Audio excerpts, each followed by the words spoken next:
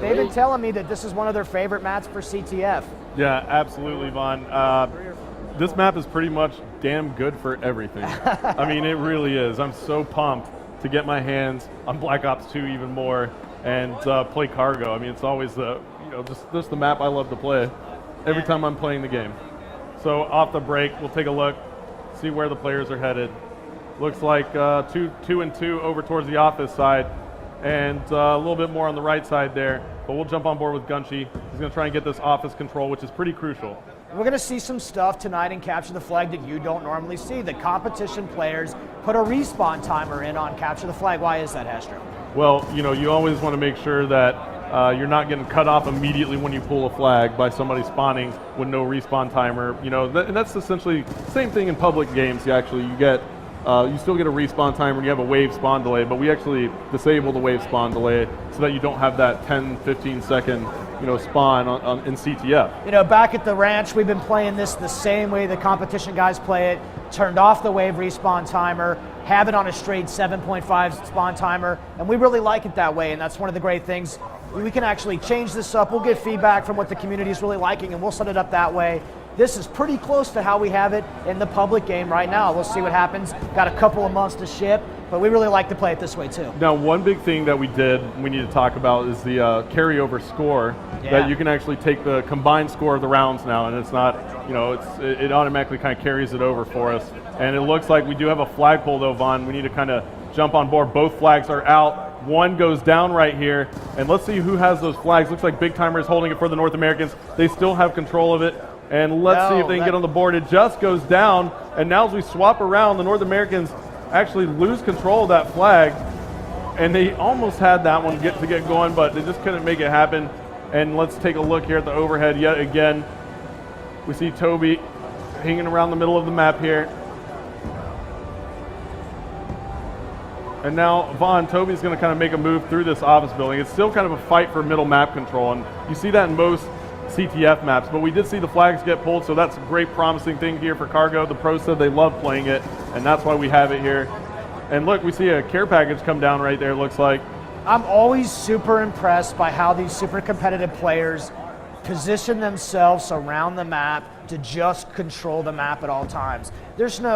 Everything they've got going on seems like it's so well rehearsed and so well practiced. We all could learn something right now. Absolutely, and Big Timer has pulled the flag for the North Americans, and Nice has pulled it for the Europeans. Let's go into a listen and listen to what the players are saying on the North American side. 20 seconds left to go.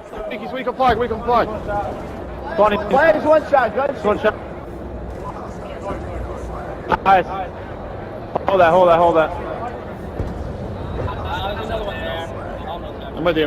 Oh, they're shocked over in our spawn or something. Don't let them get re. We're good. All right, good work. Dude, that was like really quick. How short of a round? There at the end of the round. It was just kind of so close, both teams pulling the flag. So we've seen a couple stalemates. Both flags being pulled out of the base, nobody can cap. That's going to happen at this highest competitive level. These are some very evenly skilled matches. Things are going to go. A single flag cap can be the difference between night and day. Yep, and here we go. Round 2 of 2 here.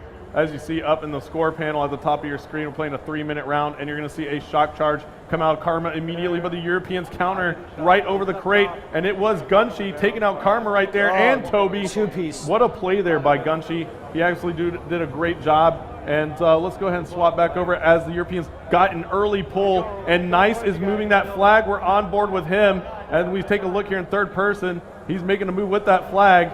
Nobody really around him for the North Americans, but wait a second, there is one player, and we'll stay on board with Nice, who picks up that kill on Merc right there.